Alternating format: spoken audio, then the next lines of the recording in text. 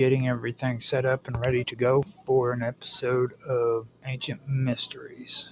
Waiting for Beam and all the other multi-streaming platforms to start.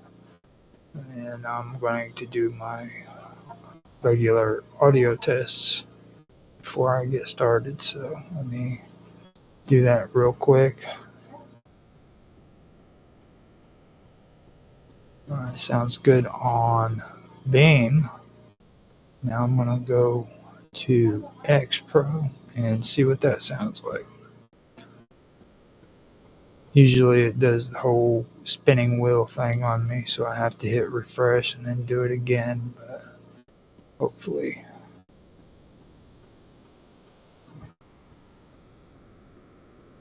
Okay, so X Pro sounds good. DLive is up and running. So let me test it out and see what it's like. DLive is up and going. We have Twitch going. Twitch sounds good. And Kick as well. Now we have to find out with YouTube what's going on there. So, okay, DLive is up and going, and it sounds good too. So tonight I am going to be doing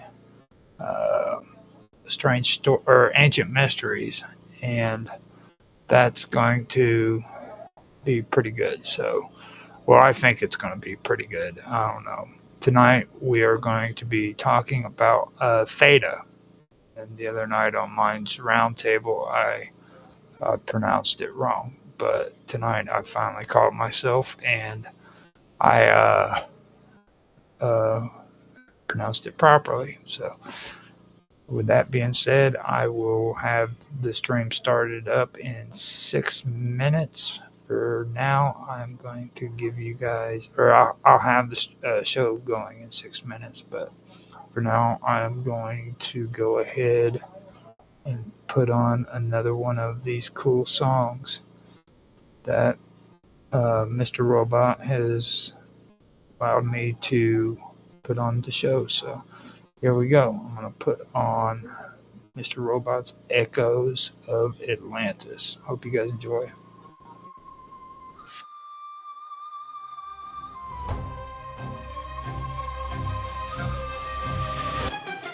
Once the gods carved earth like a cosmic chessboard, Poseidon claimed Atlantis, his star-born accord.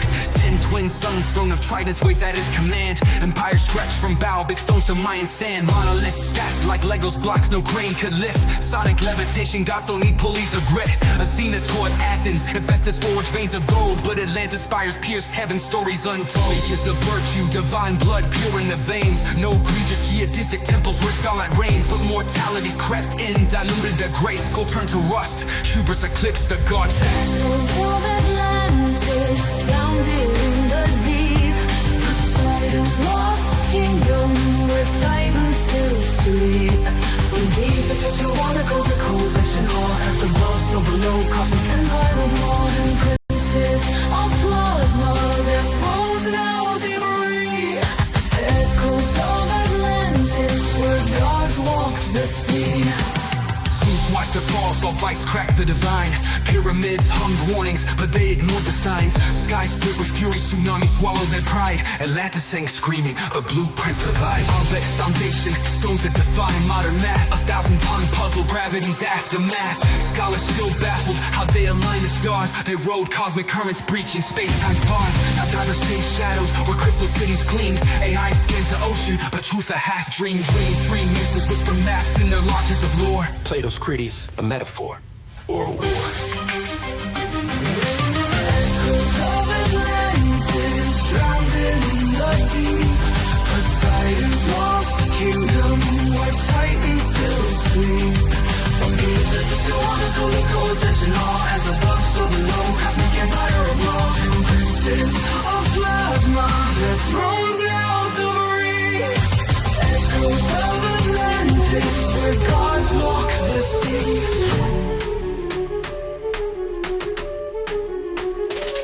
They say Poseidon's seed still flows in our veins. In every megalith, every grid that restrains. The Dogon chart Sirius, temples guard the flame. But Atlantis tech, it's encoded in our DNA's frame. Zeus's verdict was fire, a flood and ice. Yet the Sphinx still stares, whispering sacrifice. Mortal minds crave power, but miss the design. True kings rule through resonance, not bloodline. Now decode the ruins, their psalms etched in stone. A star-born king's empire, now dust and bone. The hall of records buried neath Giza's cold gaze holds anti-gravity schematics from pre-flood days. Crystal engines hummed, organ fueled their might, till pride turned their frequencies dissonant blight. The Anunnaki fled, Mars colonies crumbled. Leviathan's bones in the Mariana rumbled. But Poseidon's ghost rides the Bermuda's mist. Evolve past the greed or drown in the abyss. Tsunamis taller than gods, crack continents like eggs. Jungles of Egypt drowned, turned to sand in Poseidon's regret. Mammals shrunk to lapdogs, skies choked by volcanic breath. Waves circled the globe thrice, 3 funerals for death. Up the piston, rode the arc of frequencies, not wood. Up tetrahedron ziggurat where anti-grav pulses stood. While Atlantis sank, he spliced DNA and quantum seeds, stashed them in Göbekley's veins and Indus Valley reeds. Volcanic winter's curse, Zeus hit the reset, scorched the grids, erased the moon-ringed internet. Noah's not a shepherd, he's a star-born archivist, cracking hermetic scrolls in caves where mushrooms twist. The survivors crawl from mud with amnesiac eyes, built new gods from scrap metal and fallen skies. Now desert bones whisper where cedars once soared. Man's just a ghost in Atlantis' holographic horde. The flood wasn't water, it was math. A codex purge, Enoch's nightmares digitized in the cosmic surge. As above, so below, the blueprint stays true. Rise from the ashes or drown in what's new. The flood wasn't water, it was math. A codex purge, Enoch's nightmares digitized in the cosmic surge. As above, so below, the blueprint stays true. Rise from the ashes or drown in what's you. Echoes of Atlantis drowned in the deep.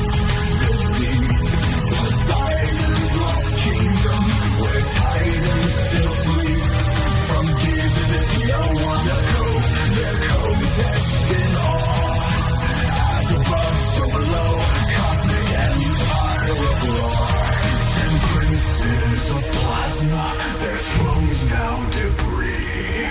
Echoes of Atlantis, where gods walk the sea.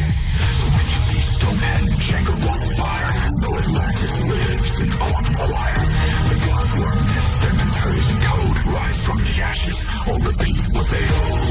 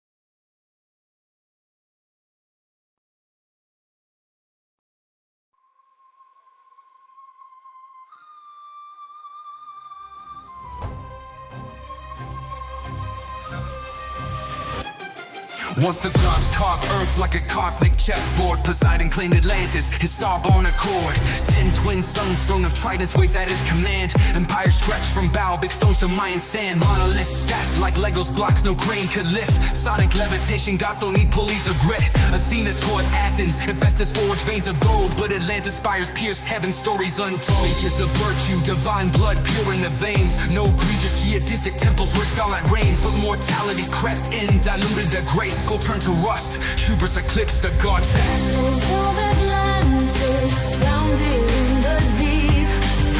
Poseidon's lost kingdom, where titans still sleep. From these that took to article to coalition, all as above, so below. Cosmic empire of modern princes of plasma, their thrones now debris. Echoes of Atlantis, where gods walked the sea. Zeus watched the fall, saw vice crack the divine.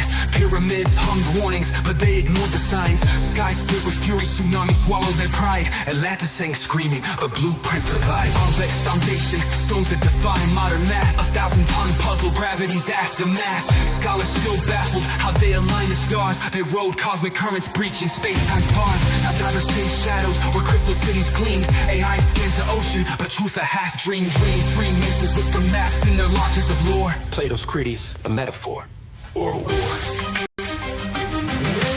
Echoes of Atlantis, drowned in the deep. Poseidon's lost kingdom, where titans still sleep. From music to article to coalition, all as above, so below. Cosmic empire of laws and princes of plasma, their thrones now debris. Echoes of Atlantis, where gods walk the sea.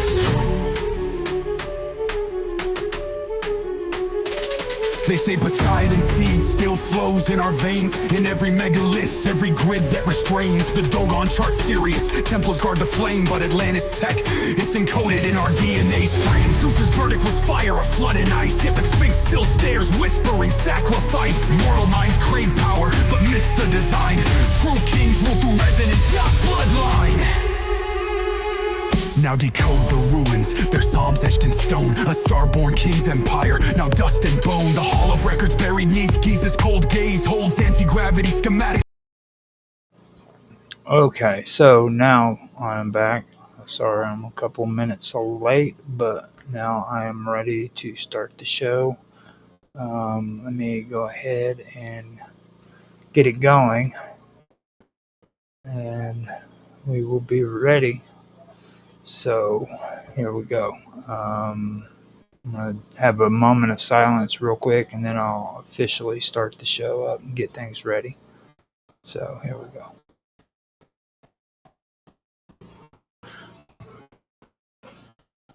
Hello, everybody, and welcome to another episode of Ancient Mysteries. I'm Roger Hanson, and today I am continuing where I left off in the last episode. Now, I was talking about Moloch and Molk and how that played out in history. M-O-L-K, Molk, in the last ones. And I was making references to archaeology as well as biblical texts and talking about that. Now, this week, I am wanting to get into talking about theta, or theta, however it's pronounced. It's Theta. Now, this goes back to Greeks, or to the Greeks, and it's in their Greek alphabet. It's also got to do with math. I'll cover a little bit of that, but I'm going to focus a little bit more on the religious and spiritual aspects of that theta. So, and from now on, that's what I'm going to call it, the theta. It could be a different term, but I'm not sure if it is or not. Anyhow, I'm going to go ahead and continue from that point on. So, with theta, that can refer to a variety of concepts depending on the context. Like I said, it's in the alphabet, the Greek alphabet, where theta is the 8th letter. Now, in scientific and mathematical context, it often represents a common use to represent an unknown angle. Like if it's an unknown angle, it's just theta. It also has a special function used in various areas of mathematics, particularly in complex analysis and number theory. And polar coordinates, theta often represents the angle in relationship to the origin. Now, the letter is sometimes used to represent temperature or potential in certain physics formulas. Uh, Theta waves is also something that's between 4 and 8 hertz, and they are a type of brainwave that occurs during periods of deep relaxation, sleep, or meditation. They are often associated with a state of creativity, intuition, and memory consolidation.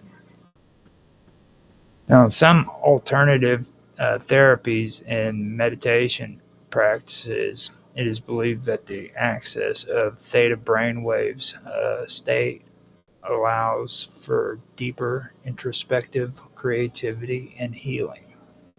In esoteric and occult traditions, theta can symbolize spiritual knowledge, understanding, or enlightenment. It may also represent the idea of the void or a deep cosmic state in certain belief systems. In some contexts, theta is associated with the divine or the first principles of creation. So we have the first principles right there. Now, in certain mystical teachings, theta may represent the source of everything, embodying a primordial force or state of existence that transcends ordinary experiences. Now, theta can also refer to the big O notation, or the big O or zero notation. I've always had an issue about that. I didn't know if it was actually an O or a zero, where zero N is used to describe the time complexity of an algorithm in computational theory. It indicates the asymptotic behavior of an algorithm where the runtime grows at a specific rate relative to the size of the input. Now, in some ancient Greek and religious traditions, the letter theta was symbolic for death and the afterlife, often seen in association with death deities or rituals. The symbol of the theta was used in inscriptions or tombs as a sign of the deceased's passage into another realm. In many ancient cultures, the circle was a symbol of the world, the cosmos, or the eternal. The letter theta was its circular shape. The word theta, with its circular shape, has been associated with these themes in both symbolic and philosophical contexts. In ancient Greek philosophy, the circle symbolized wholesome unity and eternity because it has no beginning or end. Theta, being a circular shape, would naturally be associated with concepts of completeness and the infinite, often used to describe the cosmos or the world in its totality. Now, between 428 and 348 BCE, Plato often used geometric shapes to represent philosophical and metaphysical concepts. The circle represents the world as a symbol for the perfect, eternal, and unchanging aspects of existence. In his Timaeus, Plato describes the world's soul being crafted by the gods into a perfect spherical shape, embodying harmony and order. The circle, thus, was seen as a divine form and an extension. Theta, as a symbol of the circle, might represent these same eternal qualities. In ancient Greek astronomy and cosmology, the circle was a dominant motif when discussing the structure of the universe. Ancient Greek philosophers and mathematicians believed that the heavens and stars moved in circular orbits, and this notion extended to their idea of cosmic perfection, a perfect circle encapsulating the idea of divine unchanging motion. The letter theta, being circular, was often used in geometric and astronomical contexts. It may have symbolized the heavens or the world as a whole, reflecting an ancient belief that the universe itself was orderly, spherical, and continuous, echoing the symbolism and completeness and unity. The circle often symbolized the circle of life, including birth, death, and rebirth in many ancient mythologies. In some philosophical traditions, time was viewed as cyclical, with the world constantly renewing itself, much like the movement of the circle.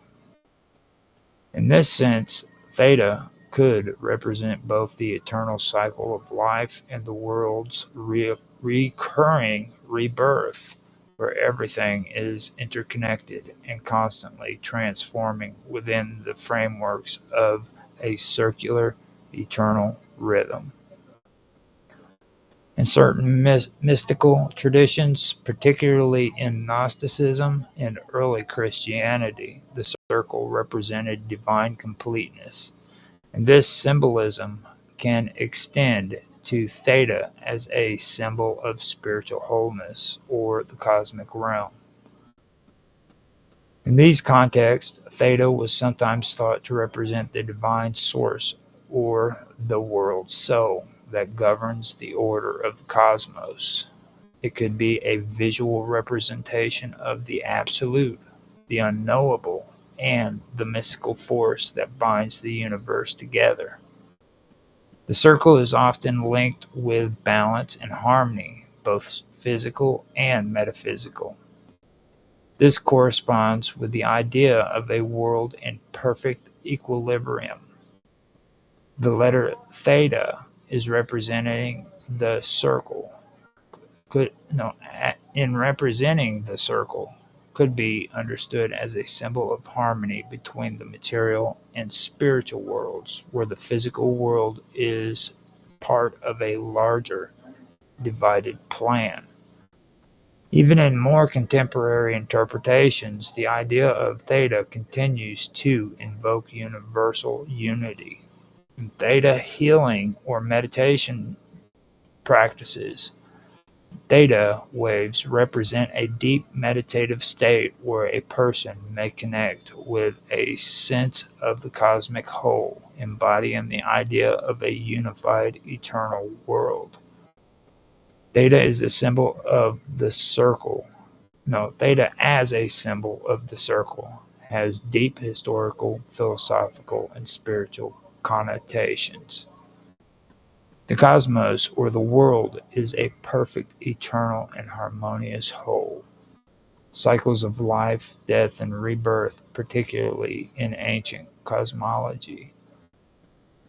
Divine completeness, order, and the eternal return in various religious traditions. Thus, theta is more than just a geometric symbol. It is a representation of the universal cyclical nature of existence, and its circular form resonates with the idea of the world as a divine, harmonious whole, eternally moving in cosmic balance. The concept of a good daemon comes from various ancient traditions, especially those associated with Greek, Phoenician, and Egyptian beliefs.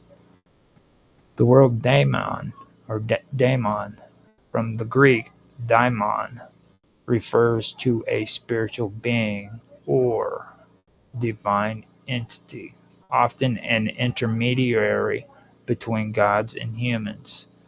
Unlike the modern interpretation of demon as a malevolent being, the ancient understanding of a daemon was more complex and could be either benevolent or neutral.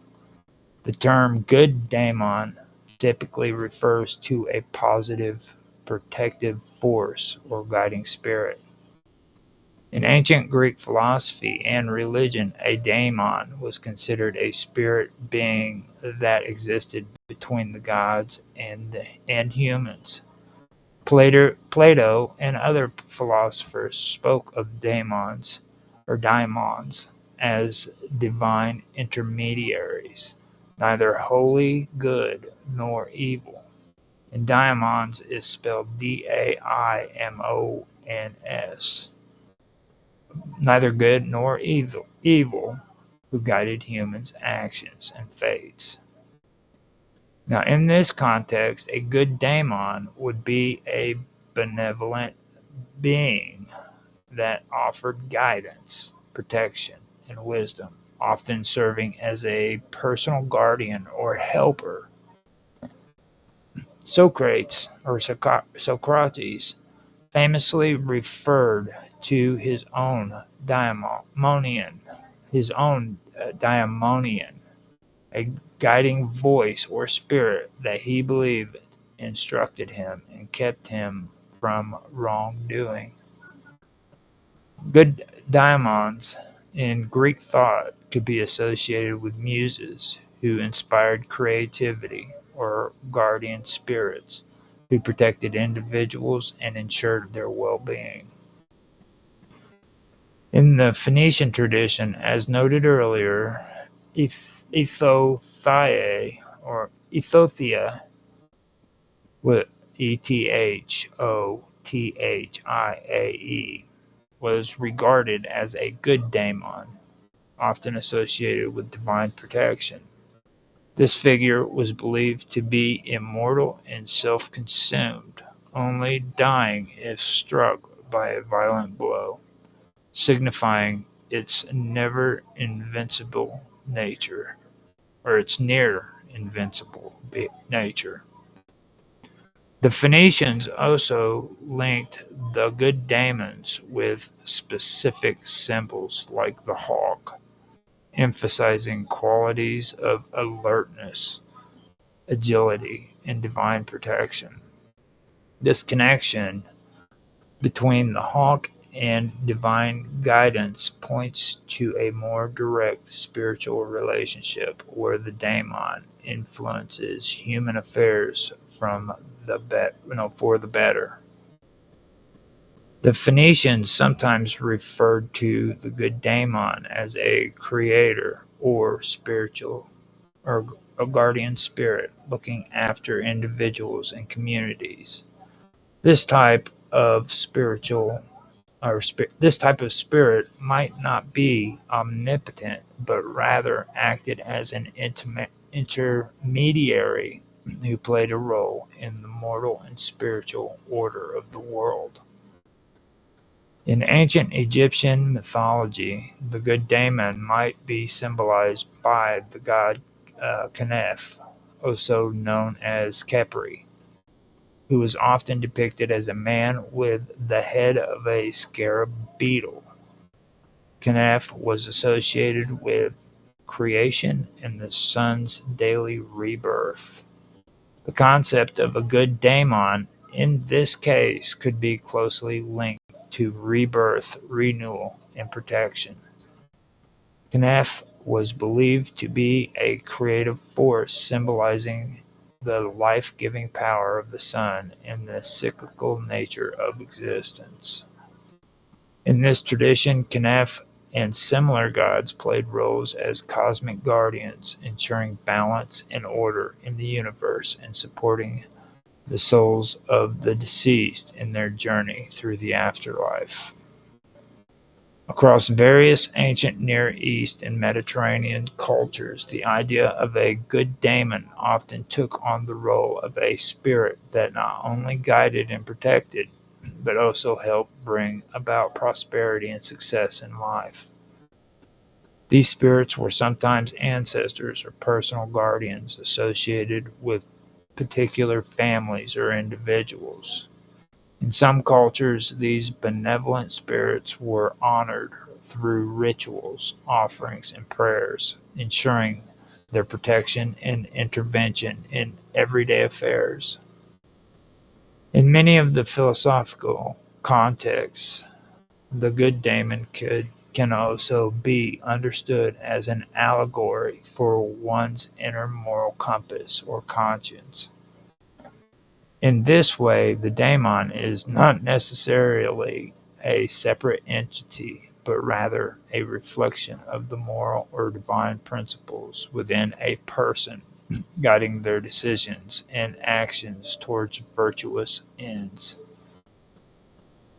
In Plato's work, the good daemon could represent the voice of reason or divine wisdom that directs the individual towards the good life, helping them distinguish right from wrong.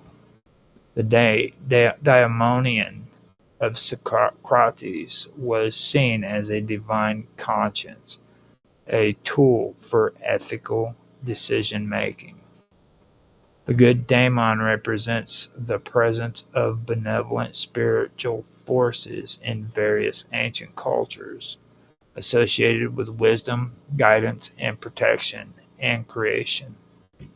In many cases, these daemons acted as intermediaries between gods and humans, offering help in navigating life's challenges, ensuring prosperity, and maintaining cosmic harmony. The concept of the good daemon was part of a broader idea that the divine could manifest in numerous forms. Sometimes these forms were closer to human understanding, offering spiritual guidance and moral protection rather than simply embodying raw power. Excuse me. The good daemon was a spiritual entity revered for its benevolence and guiding influence, both in individual lives and in the broader cosmic order. Its representations across cultures are a testament to the human desire for protection, wisdom, and connection to the divine forces that govern the world. Octateuch, also known as the Eight Books, is a term used to describe a collection of biblical books that span the early parts of the Old Testament. These include the Pentateuch, the first five books, which is Genesis, Exodus, Leviticus, Numbers, and Deuteronomy, along with the additional Joseph, James, Ruth, and sometimes First Samuel's, which are considered part of the historical books of the Hebrew Bible. The relationship between the Pentateuch and the concept of good daemons, especially in the context of the ancient Phoenician and Egyptian belief systems, can be seen in several key ways. The Octateuch contains references to divine figures that act as intermediaries between God and humanity. These figures often perform guiding, protective, and authoritative roles similar to how daemons or good daemons were viewed in the ancient Mediterranean and Near East cultures. Moses, for example, served as an intermediary between God and the Israelites, delivering divine commandments and guiding the people. His role parallels that of benevolent daemons who guide and protect the righteous. Similarly, in the context of the Exodus narrative, the Israelites are led and protected by divine figures like the angel of the Lord, who can be seen as an intermediary figure offering protection and guidance through challenging circumstances, like the journey through the desert. In the Octataic, symbols of divine protection and guidance are prominent. The Ark of the Covenant, which represents God's presence, serves as a powerful spiritual protector. In a sense, this divine presence within the ark echoes the role of a good daemon that watches over and guides the people.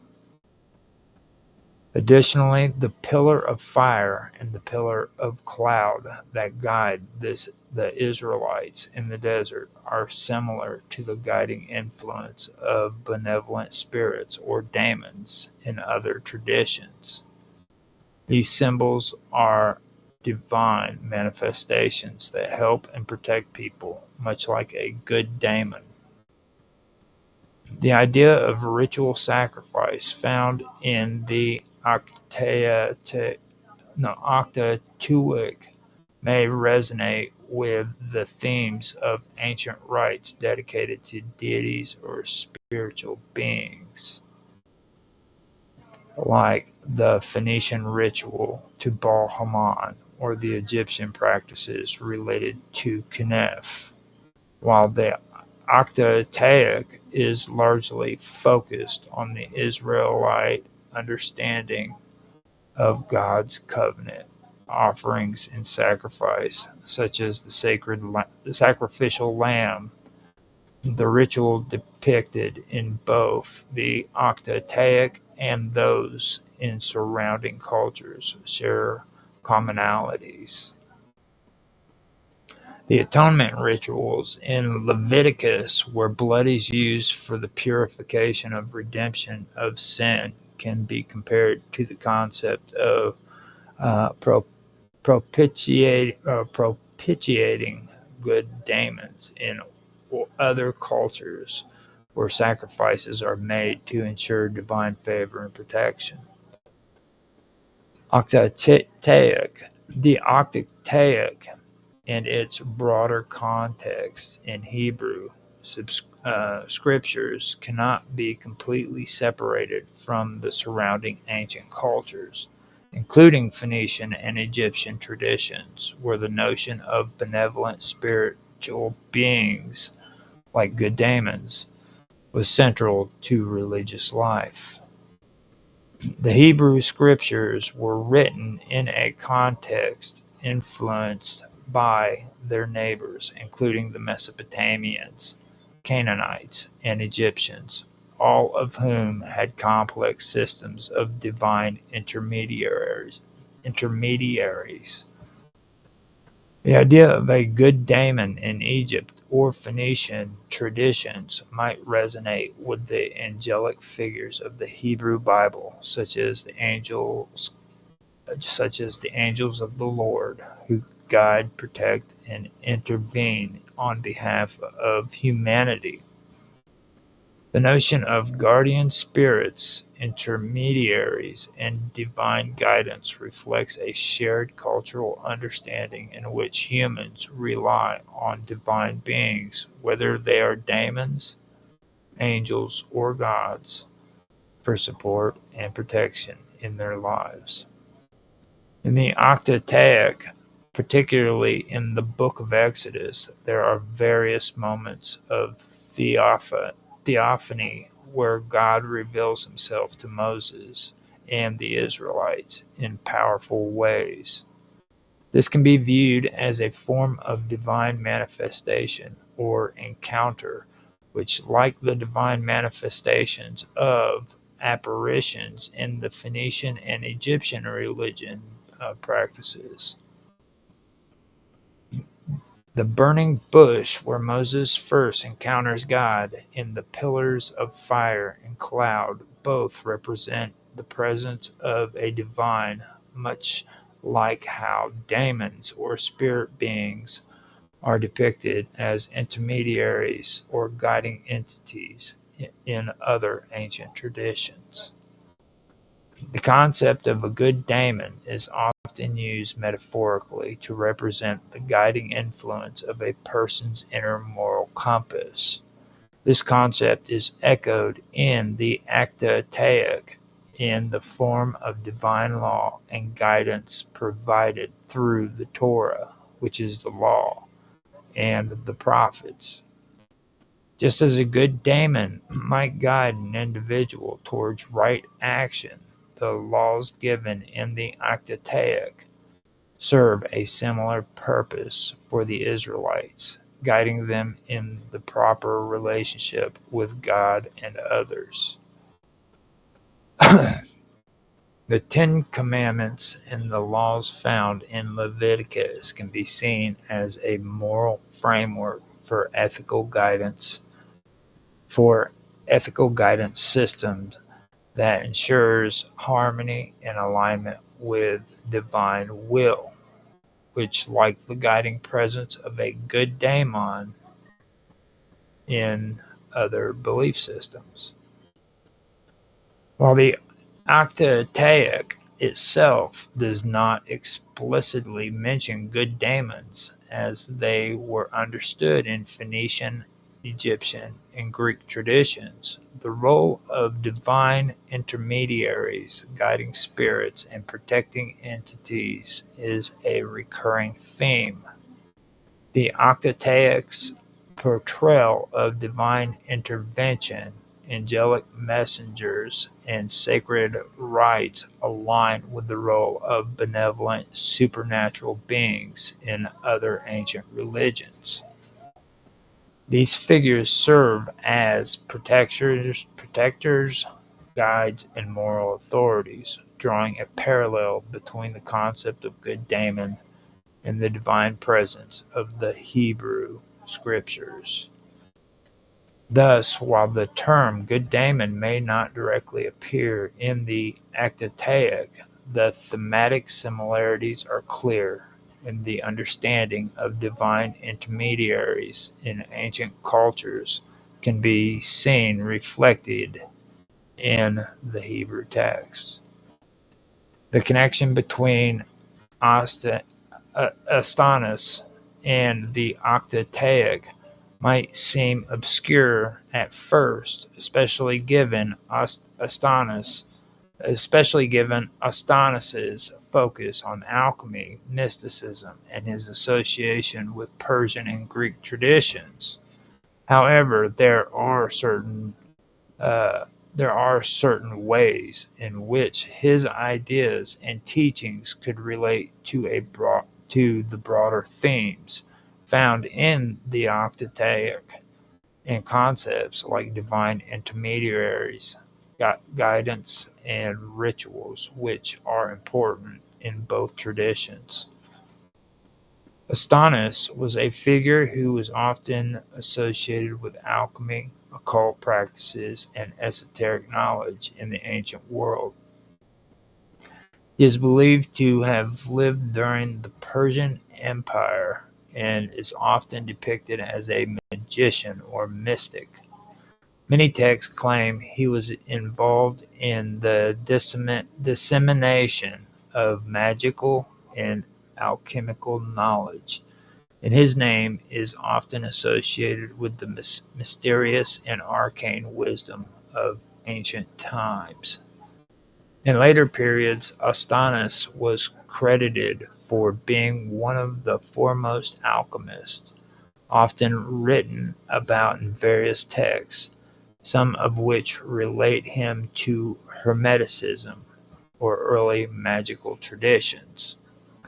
His works were considered sources of mystical teachings, and his writings often mixed alchemy, astrology, and other forms of ancient science and mysticism. Astanis himself is not directly connected to the Octataic in any known text. However, the themes that he espoused, particularly those concerning the workings of the divine and the supernatural, can draw comparisons to elements of the Octataic. Astanis, as an alchemist and mystic, was concerned with uncovering hidden or secret knowledge, particularly about the nature of the cosmos and the divine.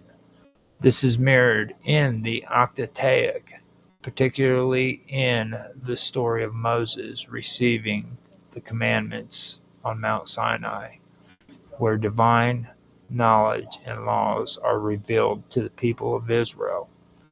Astonis's focus on hidden wisdom aligns with the idea in with the idea in the Octataic that certain knowledge and divine truths are revealed only to specific individuals, often in moments of profound spiritual transformation. In the case of Moses, the divine presence manifests in a direct and powerful way. The burning bush, or the cloud and fire leading Israelites. Similarly, Astonis's mystical teachings often claim that the divine and the supernatural can be revealed through esoteric practices, just as Moses and other prophets received divine revelations. Astonis is known for his writing on ritual magic and alchemy, which often involved sacrifices or offerings to gain favor with supernatural entities or to obtain deeper insight into the nature of reality. This notion can be related to the sacrificial system described in the Octataic.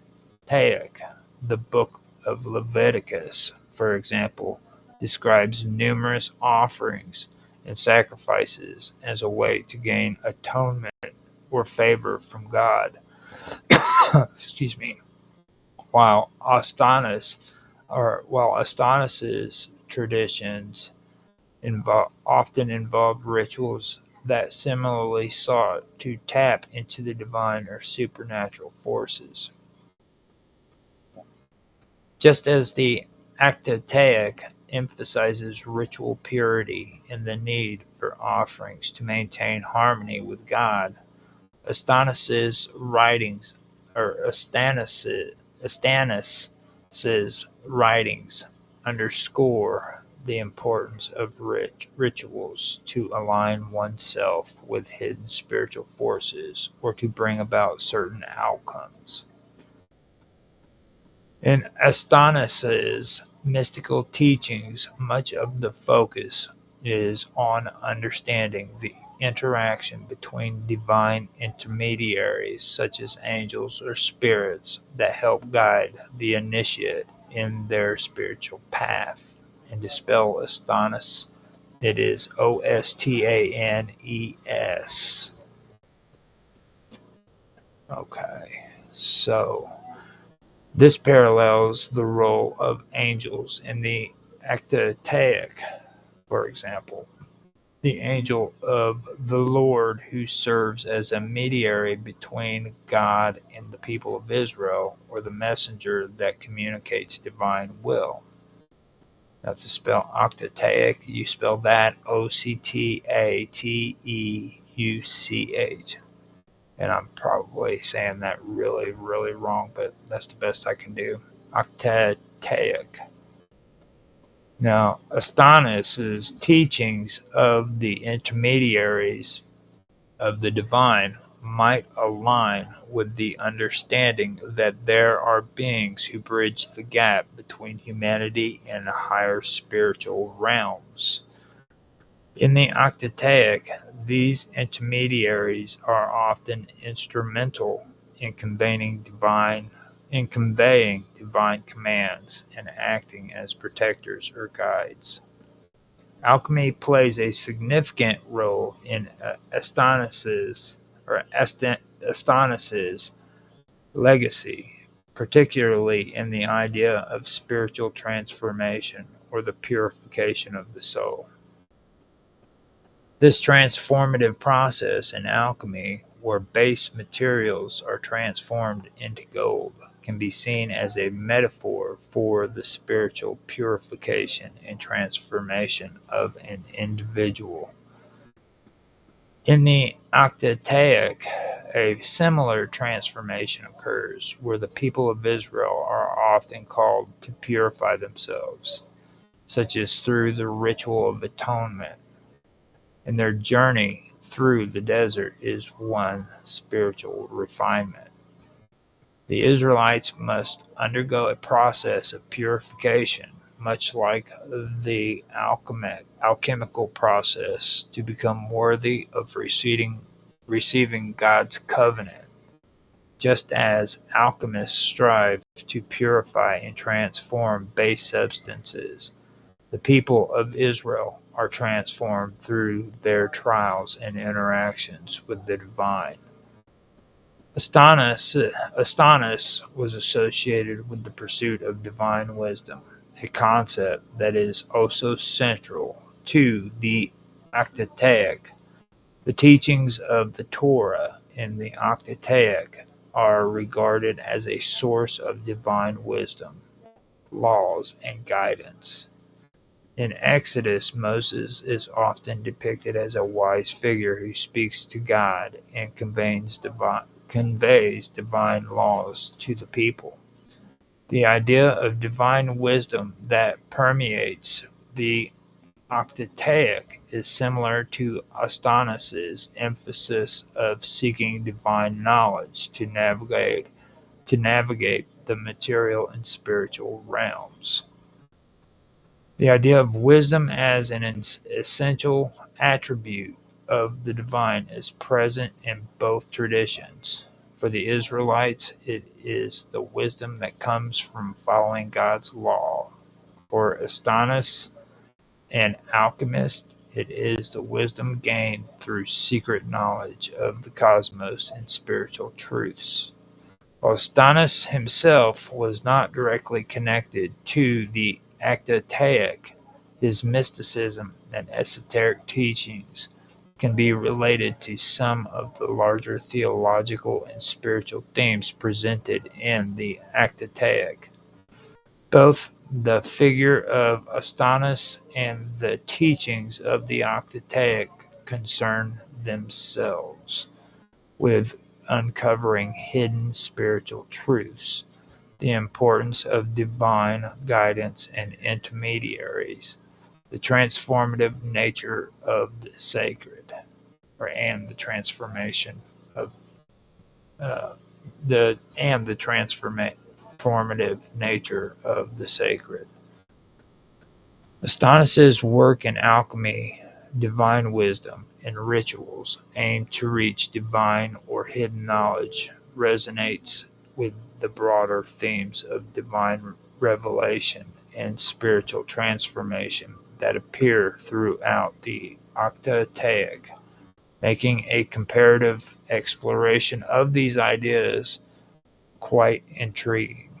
While they come from different cultural and religious backgrounds, the connections between mystical knowledge, divine intervention, and purification rituals are shared in both traditions.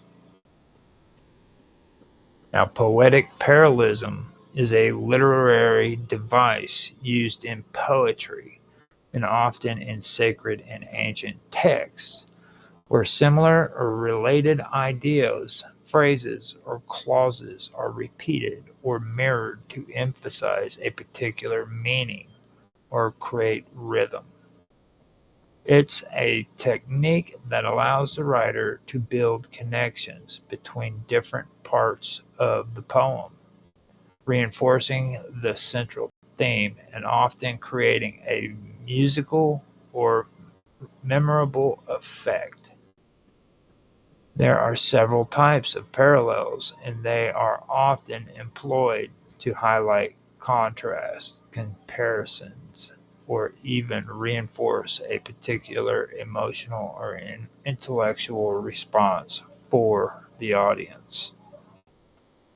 Now, the synonymous parallelism, that's the first one, synonymous parallelism. This occurs when two lines or phrases express the same or very similar meaning but in different words.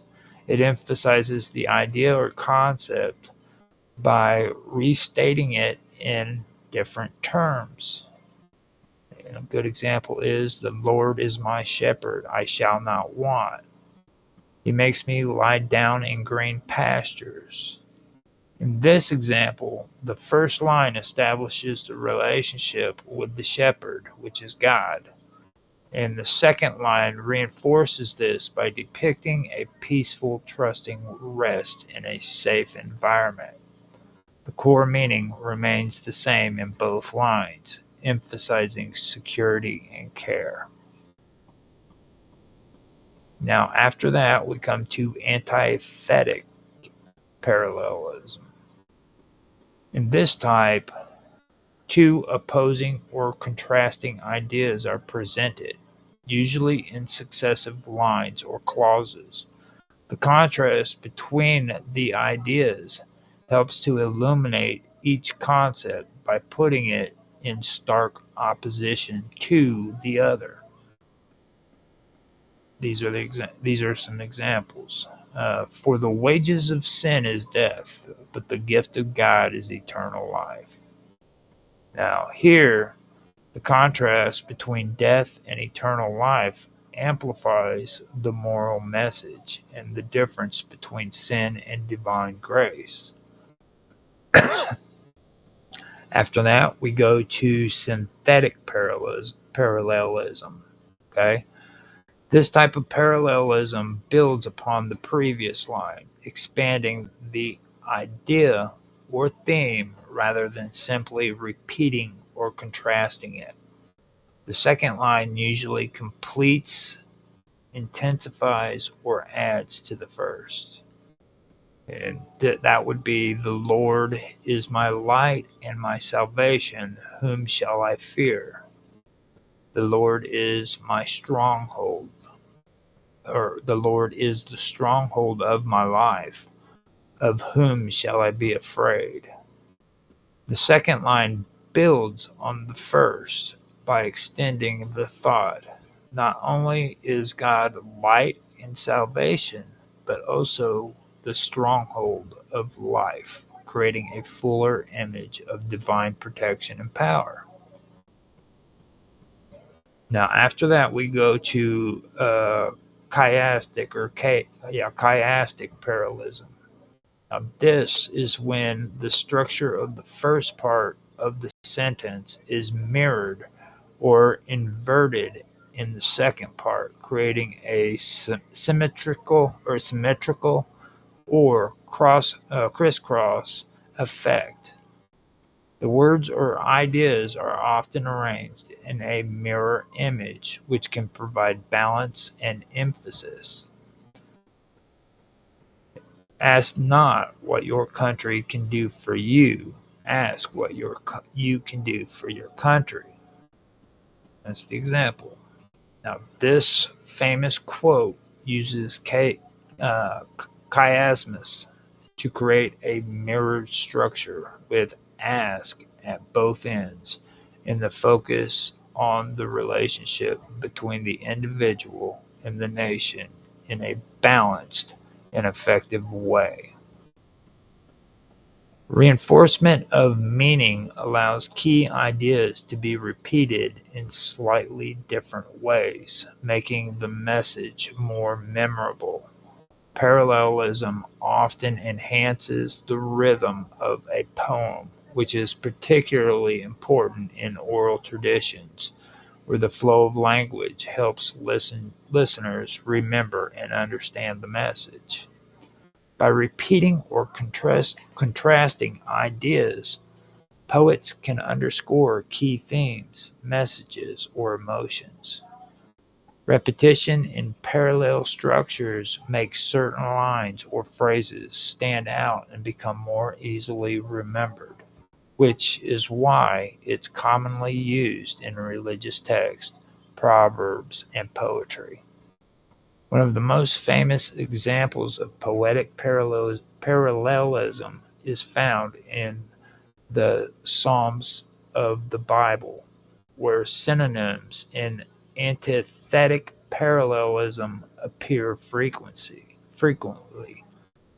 In Psalms 23:1, The Lord is my shepherd; I shall not want. Here synonyms. Here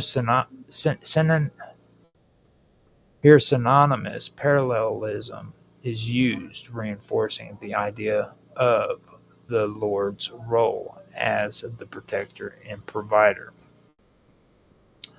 In Psalms 1:6, for the Lord watches over the way of the righteous, but the way of the wicked will perish. Here, antithetic parallelism is used to contrast the fates of the righteous and the wicked. Poetic parallelism is not just about repetition, but also about variation and the careful structuring of ideas that deepen the impact of the poem or text. Greek and Hellenistic poetic parallelism, especially in the context of the subjects we've discussed, such as mythology, sacred texts, and philosophical traditions, serve as an essential stylistic device for reinforcing meaning, emphasizing key themes, and aligning cosmic and philosophical concepts in ways that could be memorized, recited, and deeply understood. In the ancient Greek tradition, poetic parallelism was used not just as a formal device, but as a tool to convey moral, cosmological, and religious ideas, many of which intersected with the themes of mythological structures, deities, and sacred knowledge we've examined throughout this discussion. Much like in other poetic traditions, synonymous parallelism in Greek and Hellenistic poetry often work to reinforce and emphasize important themes, such as the connection between gods and mortals, the relationship between nature and the divine, or the notion of fate versus free will. For example, in the works of Homer, both the Iliad and the Odyssey, this type of parallelism can be observed in the repeated description of gods and heroes in nearly identical structures, but using different terms to emphasize their power or virtue. The son of Atreus, Agamemnon, king of men, and the wise Odysseus, son of Laertes, both strive for glory. Here the repeated structure, king of men, for Agamemnon, and wise for Odysseus, serve to emphasize their heroic attributes, reinforcing their roles and importance in the epic. In Greek and Hellenistic traditions, antithetic parallelism became an especially prominent device in works that dealt with the duality of existence, such as the tension between gods and mortals, light and darkness, life and death, and order versus chaos. The use of antithetical parallelism helped to underscore conflicts central to these texts, often involving opposing forces or values.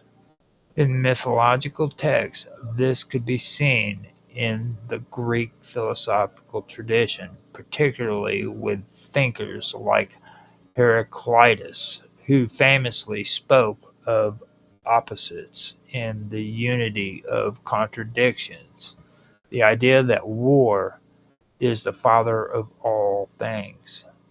Similarly, in Hellenistic poetry, such as Theocritus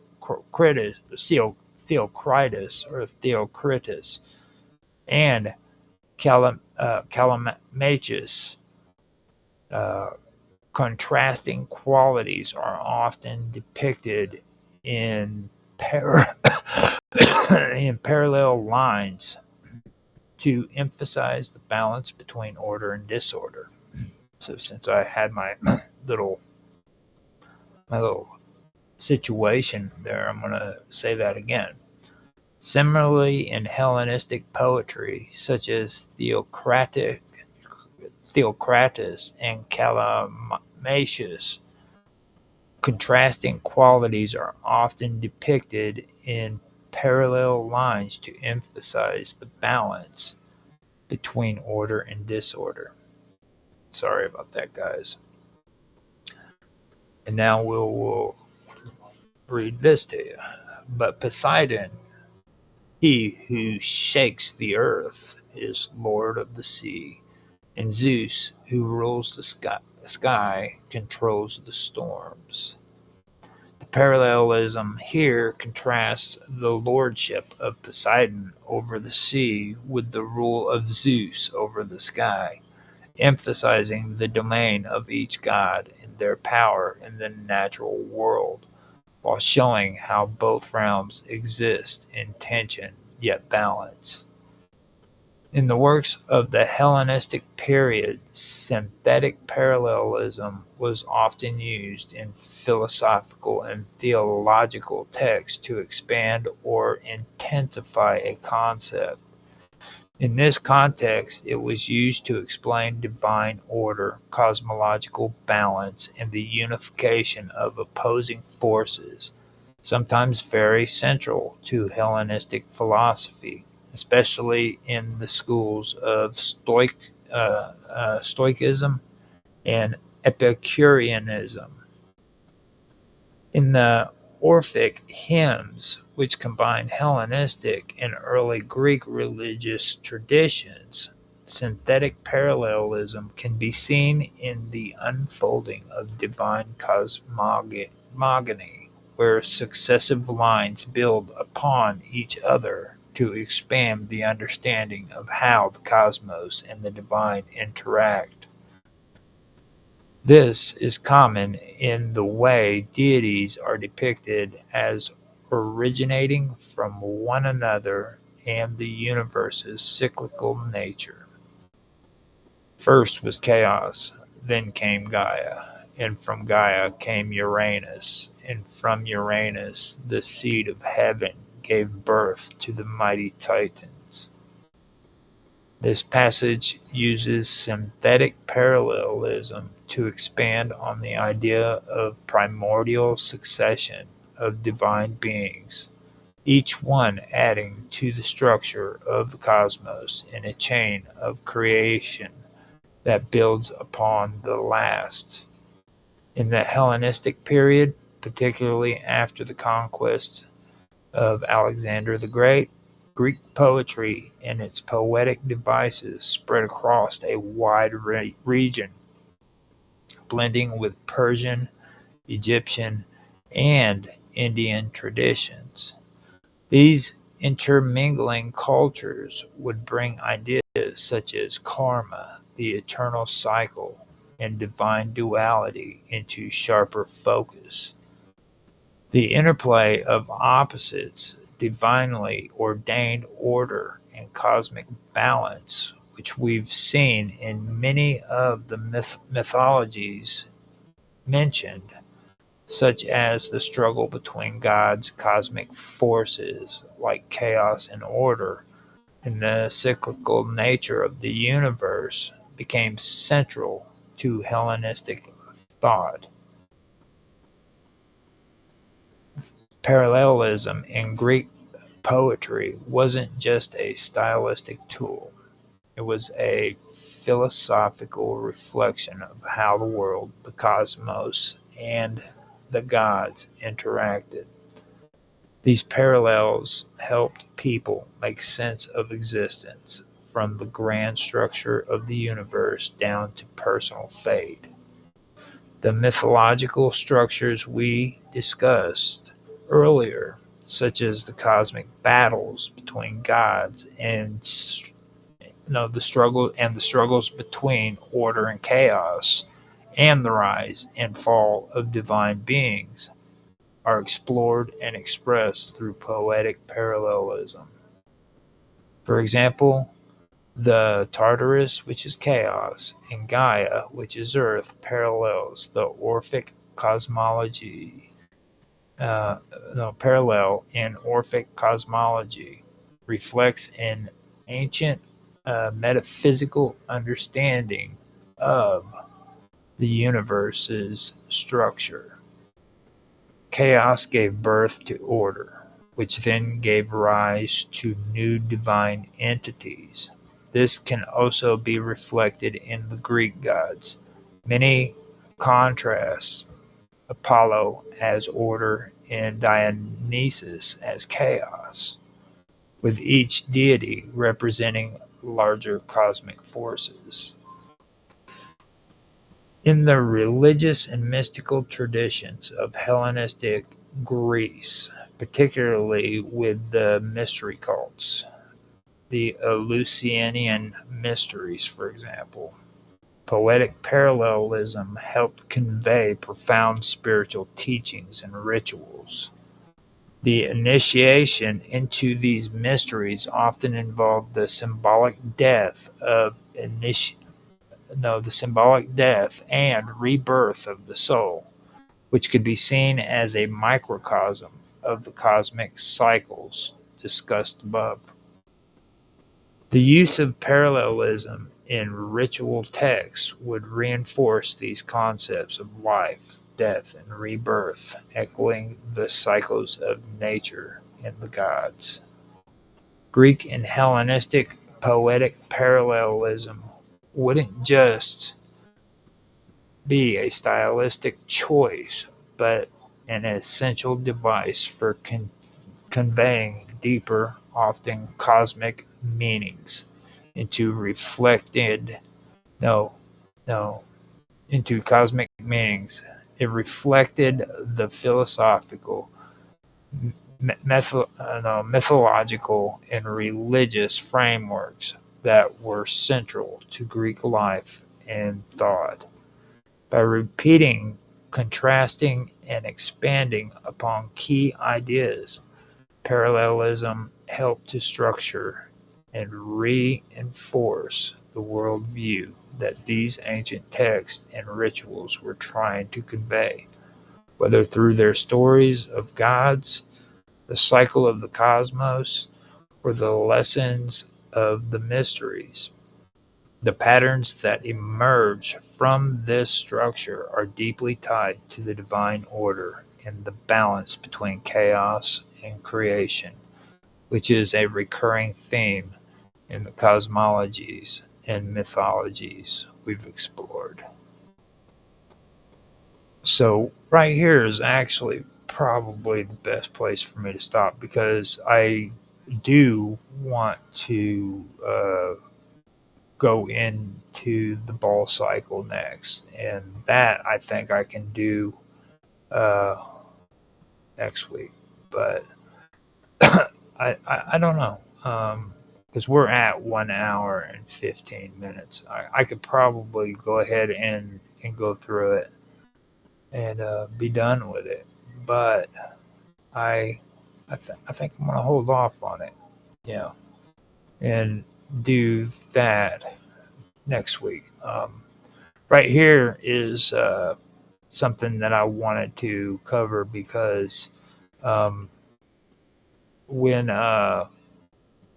you read the Bible, a lot of people have a hard time with it because they they don't understand what it's saying, and a lot of the stuff that's written in the Bible is in poetic form, and most people, the average person, isn't aware of it. You know what I mean? They don't understand the meaning behind how this stuff works when they read it. And that's like that in a lot of religions as well as a lot of spiritual practices. This also gave me a chance to kind of go through and show that it's not just religions either. Some of these things that I've discussed today involved alchemy and things of that nature, and the correlations between them and the ancient world, and how um, cultures literally borrowed from one another their religious and spiritual beliefs and incorporating it into their own, and how that eventually uh, led up to new religions and so forth. So that's one thing that I really did want to do there before I went any further.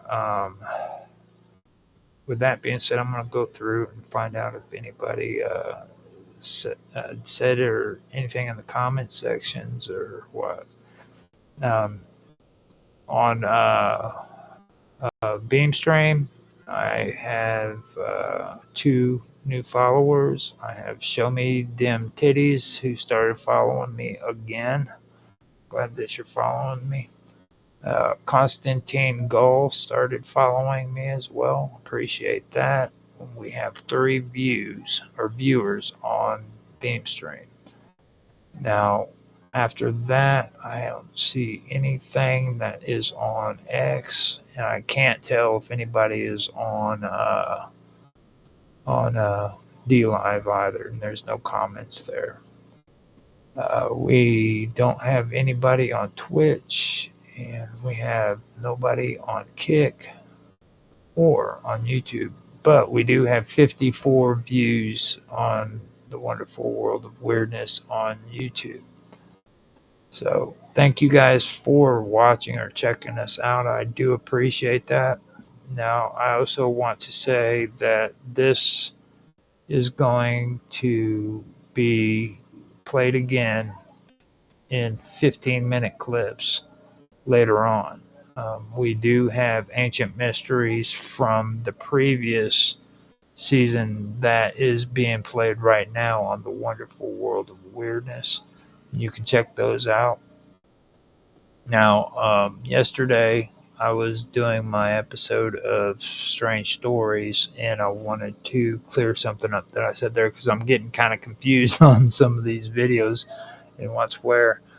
But what I wanted to say is that strangeness for for Strange Stories on The Wonderful World of Weirdness is what you'll see uh, on Strange Stories, my other YouTube channel for this kind of content.